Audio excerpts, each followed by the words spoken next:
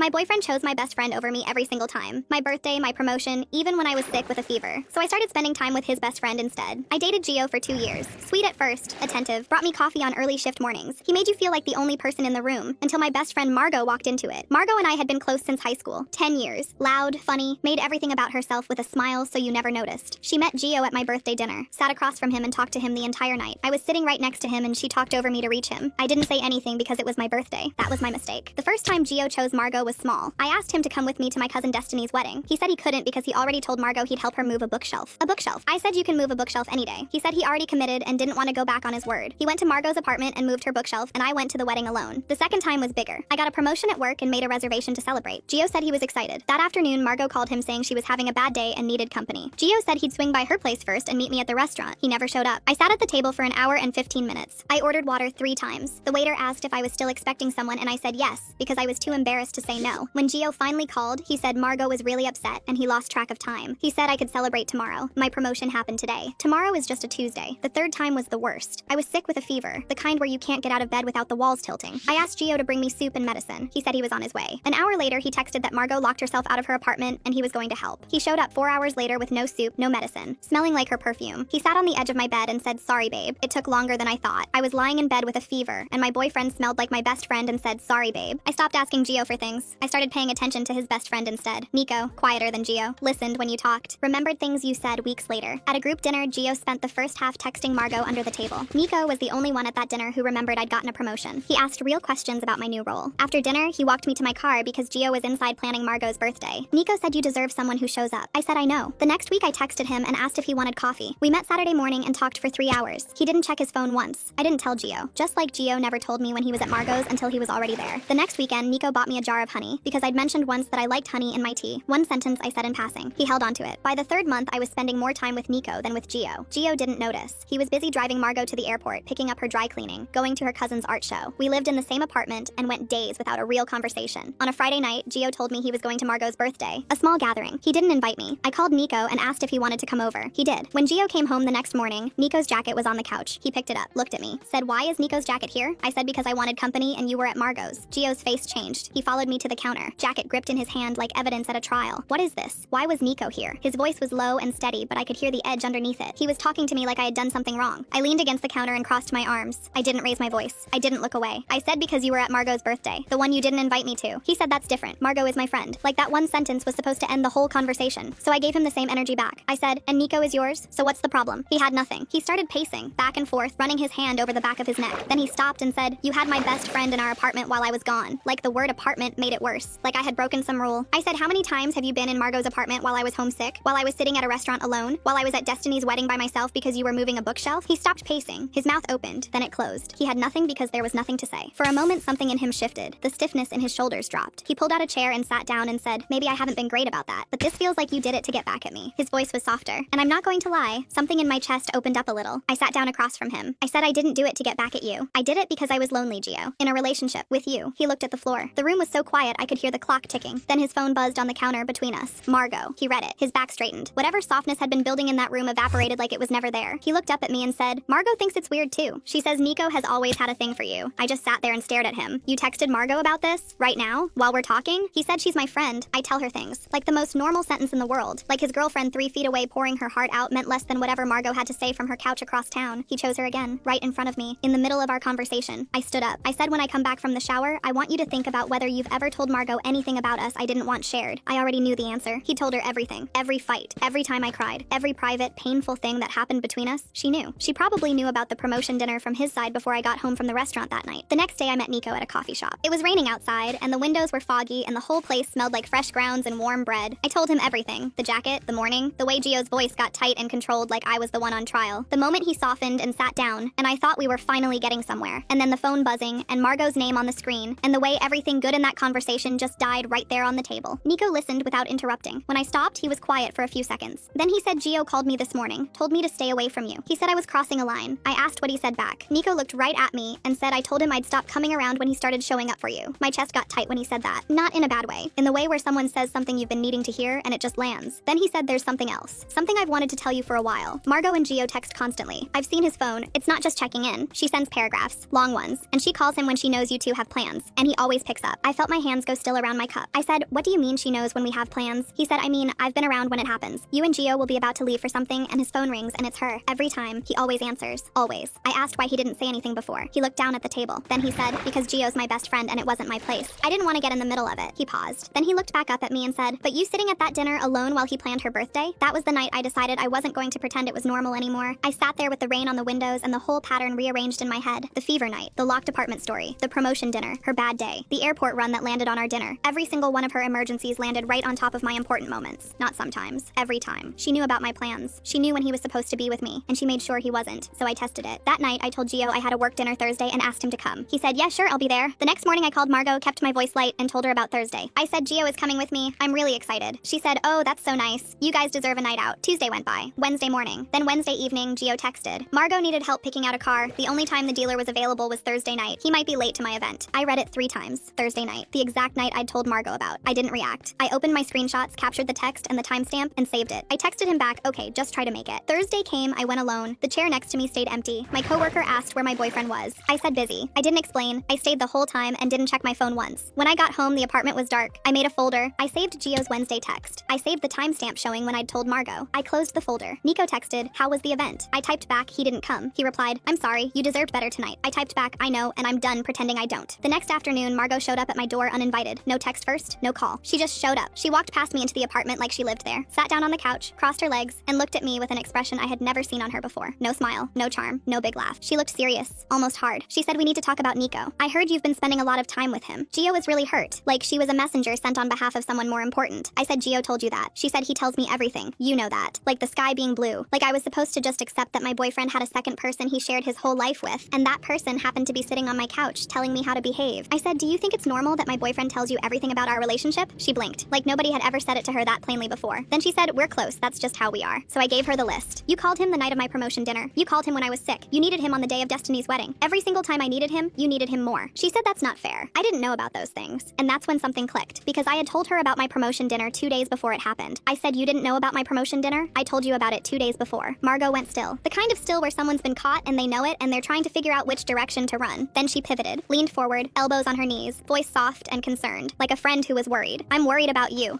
This thing with Nico is going to destroy your relationship. I almost laughed, the way she just stepped right over the promotion dinner question and landed on a completely different topic, the one where I was the problem. I said my relationship was already empty, Margot. I was living with a man who smelled like your perfume while I had a fever. Her face flashed cold for half a second. Sharp eyes, tight mouth, the look of someone who'd been holding on to something in secret and just realized someone else could see it. Then she recovered. She always recovered. She leaned back and said, Gio loves you. He just cares about his friends. The same sentence Gio used. They had the same script, like they'd agreed on the story a long time ago. I said then, why are you here right now instead of him? Her mouth opened a little and then closed. She had no answer. Because if Gio loved me and this was about our relationship, then Gio should have been the one sitting on that couch, not her. She picked up her purse, stood up and said, I hope you come to your senses before you lose something good. Then she left. I called Nico. I said Margot came over and tried to talk me out of seeing you. He said she called me too. Told me I was being disloyal to Gio and should back off. She'd called Nico. She came to my door. She was running a campaign. I asked Nico if he was still coming to Destiny's barbecue Sunday. He didn't hesitate. He said, I'll be there. Sunday came. Destiny's backyard, folding tables, coolers, kids in the grass, the smell of charcoal. I got there early. Destiny hugged me at the door and gave me a look that said she knew today was about more than potato salad. Gio came on time for once, put his arm around me like we were fine. I let him play the part. Margot arrived in a yellow sundress and hugged me loud enough for people to hear, like yesterday in my living room never happened. She was setting the tone. I let her. Nico showed up last, quietly, sat in the chair next to me by the food table. Gio noticed. His jaw tightened. During dinner, Destiny leaned over and said, I'm glad you finally brought him to something. She meant Gio. She added, he didn't come to my wedding. I remember. She was the reason, right? The bookshelf girl? I nodded. She squeezed my hand under the table. Whatever you need to do today, I'm with you. After food, the group moved to the patio. Music, drinks. Gio was telling a story to a small group and Margot was pressed against his side, touching his arm at every punchline. I told Nico, watch what happens when I walk over there. I walked over, put my hand on Gio's shoulder, started to speak. Before I got 2 words out, Margot turned her body toward Gio and said, oh Gio, tell them the one about the road trip, and angled him away from me. Practiced. Smooth. Suddenly I was standing behind him talking to the back of his head. I stepped back. Nico had seen it. He stood up, walked over, and said loud enough for everyone, hey man, your girlfriend just walked over and you turned your back to her. You notice that? Gio said, what? No, I didn't. Margot said, Nico, relax. We were in the middle of a story. Nico said you're always in the middle of something when she needs a minute of his time. The patio went quiet. Gio pulled Nico off to the side of the house. Their voices carried. Gio said, you're supposed to be my best friend. Why are you taking her side? Nico said, because you stopped being on her side a long time ago, and someone had to be. Margot left them and came to my chair. Tight smile. See what happens when you drag other people into your relationship. I said, Margot, sit down. I have one question and I want to ask it in front of everyone. She froze. The patio was watching. Walking away would look worse than staying. So she she stayed. I said you knew about my promotion dinner. You knew Gio was supposed to be there.